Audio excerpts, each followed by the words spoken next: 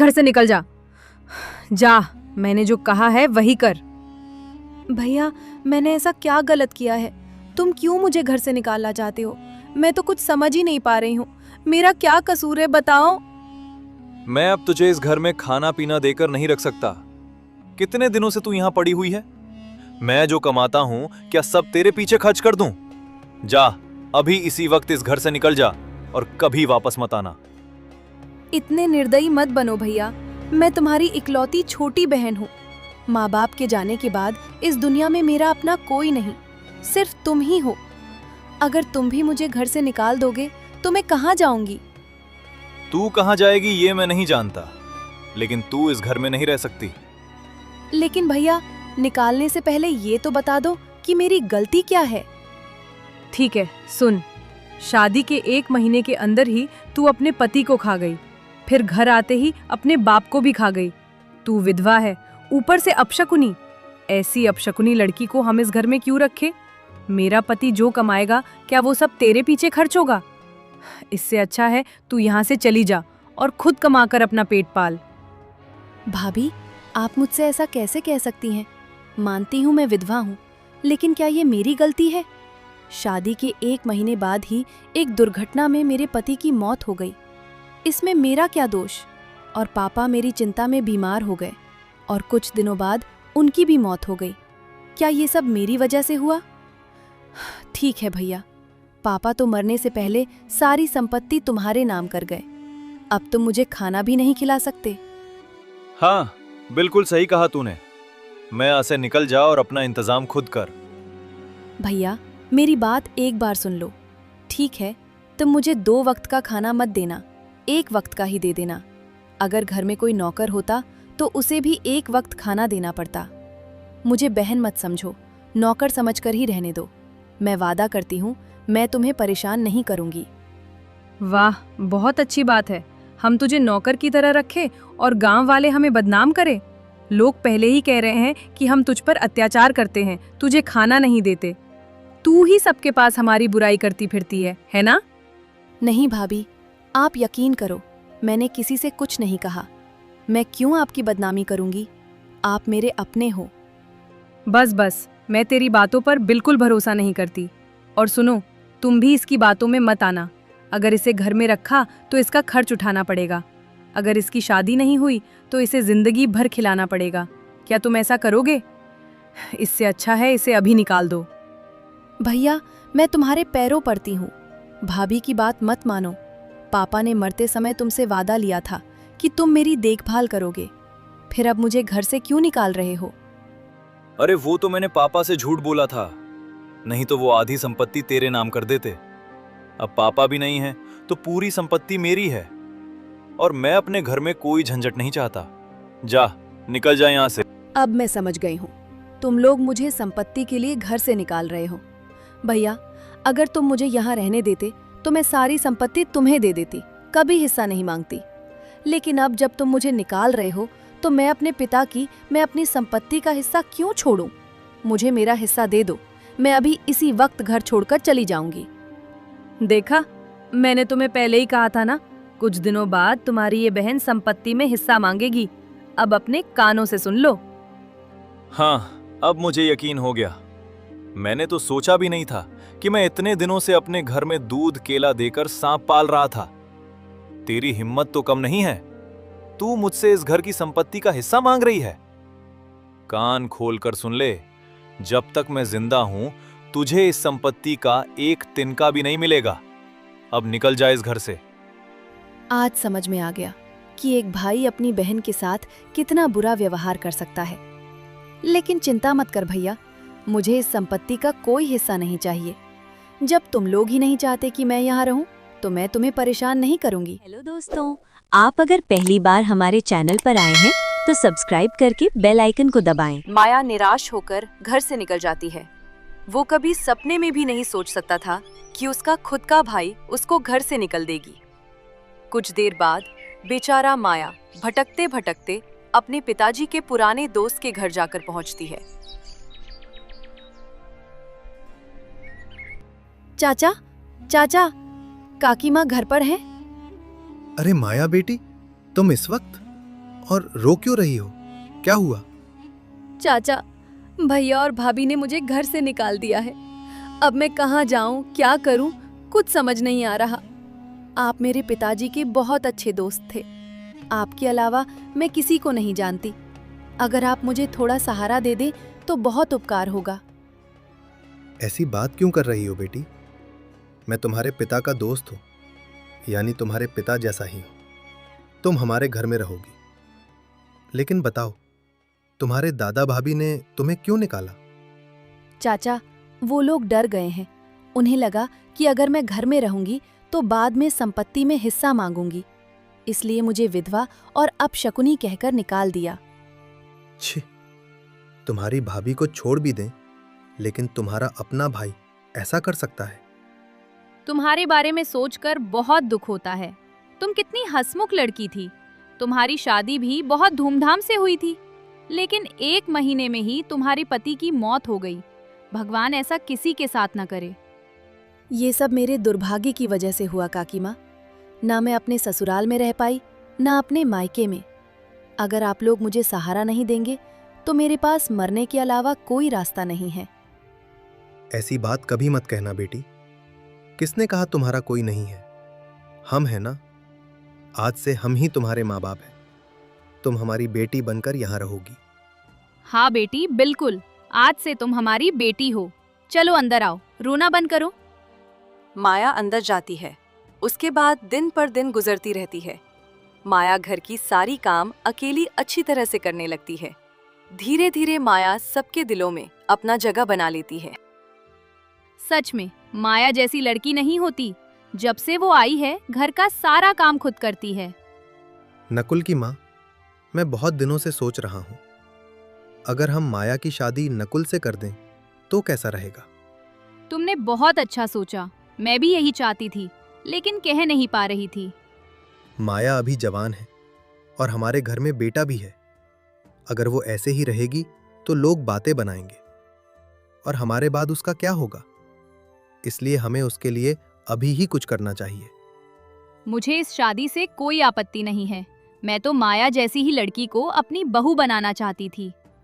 ठीक है, आज रात नकुल आएगा, उससे बात करता हूँ। कुछ देर बाद शाम हो जाती है। नकुल के आने का वक्त हो जाती है। नकुल के आते ही उसके पिताजी उसे अपने पास बुलाती है। क्या हुआ पिताजी? आपने मुझे बुलाया था, क्या बात है? बेटा, मैंने और तुम्हारी माँ ने तुम्हें बहुत मेहनत से पाला है। तुमने जो भी मांगा हमने देने की कोशिश की है बेटा। अब हम तुमसे एक चीज मांगना चाहते हैं, क्या तुम दोगे? बोलिए पिताजी, आप मुझसे क्या चाहते हैं? बेटा, इतने दिनों से तुम माया को देख रहे हो। वो बहुत अच्छी लड़की है। हम चाहते हैं कि तुम माया से शादी कर लो। क्या कह रहे हैं आप पिताजी? आप जानते हैं माया एक विधवा है। मैं क्यों एक विधवा लड़की से शादी करूं? क्योंकि इस लड़की का हमारे अलावा इस दुनिया में कोई नहीं है। आज हम हैं, इसलिए वो इस घर में रह रही है। लेकिन हमारे बाद उसका क्या होगा? अगर तुम किसी और से शादी करोगे तो तुम्हारी पत्नी उसे घर से निकाल देगी। इसलिए हम चाहते हैं कि तुम उससे शादी करो, ताकि वो इस घर में सुरक्षित रहे। पिताजी, वो शायद खुश रहेगी, लेकिन मैं कभी खुश नहीं रह पाऊंगा। क्यों? विधवा होने से क्या वो अछूत हो गई? क्या ये उसका दोष है? एक हादसे में उसके पति की मौत हो गई, इसमें उसकी क्या गलती? उसके सामने पूरी जिंदगी पड़ी है। वो सुंदर भी है और दिल से भी अच्छी है। फिर तुम्हें क्या परेशानी है?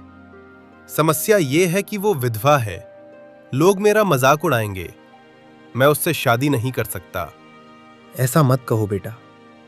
भगवान किसके भाग्य में क्या लिखते हैं कोई नहीं जानता। माया बहुत अच्छी लड़की है। उससे शादी करोगे तो खुश रहोगे। मैं कुछ नहीं सुनना चाहता। तुम्हें माया से शादी करनी ही होगी। ये तुम्हारे पिता का आदेश है। मुझे माफ कर दीजिए पिताजी, मैं ये आदेश नहीं मान सकता। मैं माया से शादी नहीं कर सकता। अगर तुमने माया से शादी नहीं की तो मैं तुम्हें अपनी सारी संपत्ति से बेदखल कर दूंगा। तुम्हें त्याज्य पुत्र घोषित कर दूंगा। क्या एक साधारण विधवा लड़की के लिए आप अपने बेटे को त्याग देंगे? हां, अगर तुमने हमारी बात नहीं मानी तो मैं सारी संपत्ति माया के नाम कर दूंगा। ठीक है पिताजी, अगर आप मेरी जिंदगी बर्बाद करना चाहते हैं तो कर दीजिए। मैं माया से शादी करने को तैयार हूं। आप शादी की तैयारी करें। कुछ दिन बाद दोनों की शादी हो जाती है। नकुल अपने माँ और पिताजी के बात सुनकर शादी तो कर ली थी, लेकिन नकुल किसी और लड़की से प्यार करता था। इसलिए हमेशा नकुल माया के ऊपर गुस्सा दिखाती थी। मैंने तुमसे शादी माँ बाप के दबाव में की है। मैं तुम्हें अपनी पत्नी नहीं मानता, समझी? एक बात बताइए, जब आप मुझे इतना नापसंद करते हैं तो शादी क्यों की? अगर शादी नहीं करता तो बाबा मुझे संपत्ति से निकाल देते, इसलिए शादी की। वरना मैं तुम जैसी विधवा लड़की से शादी करता। लेकिन एक बात समझ नहीं आता, मैं तो मजबूरी में शादी किया, तुमने क्यों मान लिया? चाचा काकी ने बहुत जोर दिया, मैं मना नहीं कर पाई। और सच कहूं, मुझे पता नहीं था कि आप इस शादी के खिलाफ थे। अगर पता होता तो मैं कभी शादी नहीं करती। बस करो, तुम जैसी औरतों के नाटक में अच्छी तरह समझता हूं। अब जब शादी हो ही गई है, तब तक इस घर में चुपचाप एक कोने में रहना। कभी खुद को मेरी पत्नी मत कहना। और खबरदार, ये सब बात बाबा माँ को पता नहीं चलनी चाहिए। अब जाकर सो जाओ।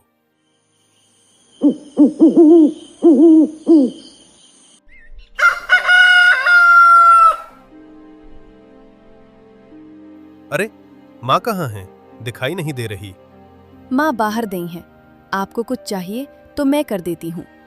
नहीं, मुझे तुमसे कुछ नहीं चाहिए। लेकिन तुम रसोई में क्या कर रही हो? मैं खाना बना रही हूँ। क्या खाना? ये तो माँ करती थी, तुम क्यों बना रही हो? मैं इस घर की बहू हूँ, मेरे रहते माँ क्यों बनाएंगी? और मैं आज से नहीं, कई दिनों से खाना बना रही हूँ। छे, मतलब मैं इतने दिनों से तुम्हारे जैसे विधवा लड़की के हाथ का खाना खा रहा था। सुनो, आज के बाद तुम कभी रसोई में कदम नहीं रखोगी। मैं तुम्हारे हाथ का खाना नहीं खाऊंगा। तुम्हारी जैसी विधवा लड़की के हाथ का खाना खाने से मेरी तबीयत खराब हो जाएगी। आप ये क्या कह रहे हैं? आप तो इतने दिनों से मेरे हाथ का खाना खा रहे हैं, तब तो कुछ नहीं हुआ, अब कैसे हो जाएगा? और हाँ, मैं पहले विधवा थी, लेकिन अब नहीं हूँ। बार बार मुझे विधवा कहकर खुद का ही अपशकुन मत कीजिए। मुझे अपने शुभ अशुभ की चिंता करने की जरूरत नहीं है। पहले अनजाने में खा लिया, अब नहीं खाऊंगा। और सुनो, मैंने तुम्हें खाना बनाने से मना किया है। ये बात माँ बाबा को पता नहीं चलनी चाहिए। ये कहकर नकुल अपनी दुकान की ओर निकल पड़ता है। दुकान पर पहुंचते ही उसका पहला प्यार नेहा उससे पूछती है, वाह नकुल, तुमने तो मेरे साथ बहुत बड़ा धोखा किया। मुझसे प्यार का नाटक करके किसी और से शादी कर ली। नहीं नेहा, यकीन करो, मैं उस लड़की से शादी नहीं करना चाहता था। माँ बाबा ने जबरदस्ती करवाई। मुझसे झूठ मत बोलो। अगर तुम नहीं चाहते तो क्या कोई जबरदस्ती शादी करवा सकता है? तुमने मुझे कभी प्यार किया ही नहीं। नहीं नेहा, मैं सच में तुमसे प्यार करता हूँ। बताओ, मैं क्या करूँ कि तुम्हें यकीन हो जाए? तो अभी इसी वक्त मुझसे शादी करो। क्या हुआ, डर गए? नहीं, बस मुझे कुछ दिन का समय दे दो। मैं उस लड़की को घर से निकालकर तुमसे शादी करूंगा। अभी शादी की तो बाबा मुझे संपत्ति से निकाल देंगे। मुझे तुम पर भरोसा नहीं है। ठीक है, अभी शादी मत करो, लेकिन कल सुबह मुझे अपने घर ले जाओ और अपनी माँ से हमारे प्यार के बारे में बताओ। ठीक है, कल सुबह तुम्हें घर ले जाऊंगा। अब तुम जाओ, कोई देख लेगा तो परेशानी होगी। फिर अगले दिन, इतनी सुबह इस लड़की को घर क्यों लाया है? माँ, मैं इससे प्यार करता हूँ, आपको बताने के लिए लाया हूँ। घर में बीवी होते हुए दूसरे लड़की को लाया है, और मैं इसे जानती हूँ, इसका चरित्र अच्छा नहीं है। काकी माँ, आप झूठ क्यों बोल रही हैं? गलती आपकी है। आपने अपने बेटे की मर्जी के खिलाफ उसकी शादी करवाई। सुनो लड़की, हमारी इज्जत पर उंगली उठाने की हिम्मत कैसे हुई? और सुन लो, अगर मेरा बेटा माया से शादी नहीं करता तब भी मैं उससे तुम्हारी शादी नहीं करवाती।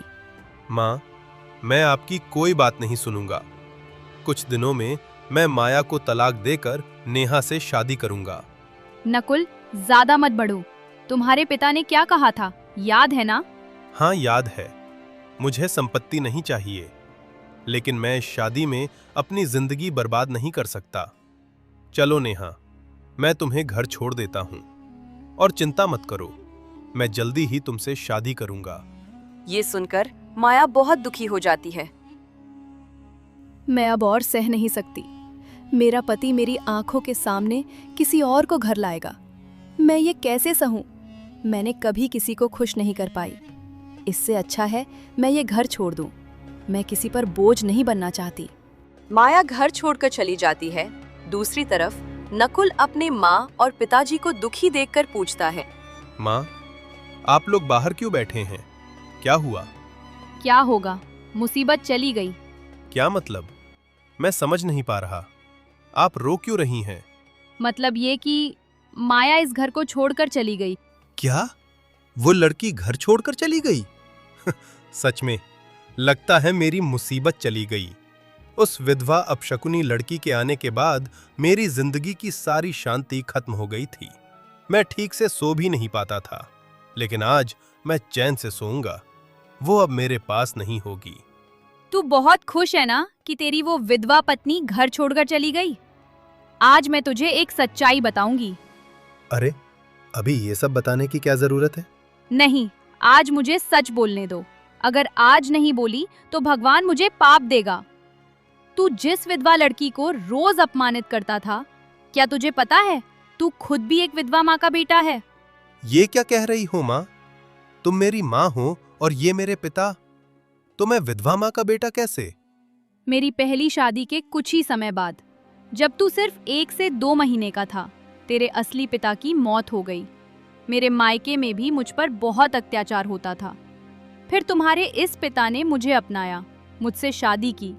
अगर इनके विचार भी तेरे जैसे होते तो क्या तू इन्हें पिता कह पाता? इन्होंने कभी अपना बच्चा नहीं चाहा, सिर्फ तुझे ही अपना बेटा मानकर पाला। तुझे कभी एहसास भी नहीं होने दिया कि तू उनका सौतेला बेटा है। और तू अपनी पत्नी को विधवा कहकर अपमान करता रहा। तुझे क्या पता मुझे कितना दर्द होता था। विधवा होना कोई पाप नहीं है, फिर भी समाज उन्हें इतनी बुरी नजर से क्यों देखता है? माँ, इसका मतलब मैं सिर्फ माया को ही नहीं, आपको भी दुख दे रहा था। मुझे माफ कर दो माँ, माफ कर दो। मैं तुझे तभी माफ करूंगी जब तू माया को वापस घर लाएगा और उसके साथ खुशी से रहेगा। जब मैंने माया की कहानी सुनी तो मुझे अपना अतीत याद आ गया। तभी मैंने ठान लिया था कि इस लड़की को बचाना है। अगर तू मुझसे प्यार करता है तो जा, माया को वापस ले आ। हाँ माँ, आप चिंता मत करो। मैं माया को ढूंढकर वापस लाऊंगा और उससे माफी मांगूंगा। नकुल तुरंत माया के खोज में निकल पड़ता है। चलते चलते नकुल माया के मायके पहुंच जाती है। भाई, तुम ऐसे क्यों बैठे हो? क्या हुआ? मुझे कैंसर हो गया है। मेरी पत्नी सब कुछ लेकर मुझे छोड़कर चली गई। मैं अब ज्यादा दिन नहीं जीऊंगा। मैंने सुना तुमने मेरी बहन से शादी की है। तुम अकेले क्यों आए हो? मेरी बहन कहाँ है? मैं तो माया को ही ढूंढने आया था। क्या वो यहाँ नहीं आई? नहीं, अगर मिल जाए तो कहना। उसका भाई बहुत बीमार है और मरने से पहले उससे मिलना चाहता है। उसके बाद नकुल माया को ढूंढते ढूंढते एक जंगल में चली जाती। जंगल में उसे वह बुढ़िया नजर आती। फिर नकुल उस बुढ़िया को सारी बातें खुलकर बताती है। फिर वो बुढ़िया नकुल को माया के पास लेके आती है। माया, माया, बाहर आओ। तुम यहाँ क्यों आए हो? और माँ जी, आपने इन्हें यहाँ क्यों लाया? मैंने इसे रास्ते में रोते देखा। ये तुम्हें ही ढूंढ रहा था, इसलिए इसे यहाँ ले आई। अब मुझे क्यों ढूंढ रहे हो? तुम तो चाहते थे कि मैं हमेशा के लिए चली जाऊं। मैंने सोचा था अपनी जिंदगी खत्म कर दूं, लेकिन ये माँ जी मुझे बचा लाई। मैं तुम्हें घर वापस ले जाने आया हूँ। मैंने तुम्हें विधवा कहकर बहुत अपमान किया। तुम्हें कभी पत्नी का दर्जा नहीं दिया। मैंने ये सब इसलिए किया क्योंकि तुम विधवा थीं। लेकिन देखो किस्मत का खेल, मेरी माँ भी विधवा है और मैं एक विधवा माँ का बेटा हूँ। मैंने तुम्हें नहीं, अपनी मां को भी अपमानित किया। मुझे माफ कर दो माया, माफ कर दो।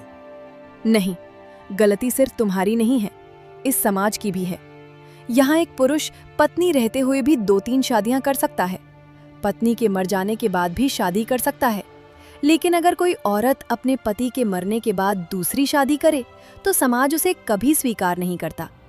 अगर किसी लड़की का पति शादी के बाद मर जाए तो उसकी पूरी जिंदगी रुक जाती है, समाज उसे बुरी नजर से देखता है। तुम मुझे एक बात बताओ, एक लड़की विधवा हो जाए, इसमें उसका क्या दोष होता है? जन्म और मृत्यु तो भगवान के हाथ में है। अगर भगवान उसके पति को ले जाए तो इसमें उस लड़की की क्या गलती? फिर भी समाज क्यों एक औरत को विधवा कहकर अपमानित करता? माया, मुझे माफ कर दो। मैं अब कभी तुम्हें विधवा कहकर अपमानित नहीं करूंगा। मैं तुम्हें हमेशा अपनी पत्नी का सम्मान दूंगा, तुम्हें अपने दिल से लगाकर रखूंगा। अगर तुमने मुझे माफ नहीं किया तो मैं खुद को कभी माफ नहीं कर पाऊंगा। चलो माया, घर वापस चलो। जा बेटी, जो हुआ उसे भूल जा, घर वापस जा और सुख शांति से अपना जीवन बिता।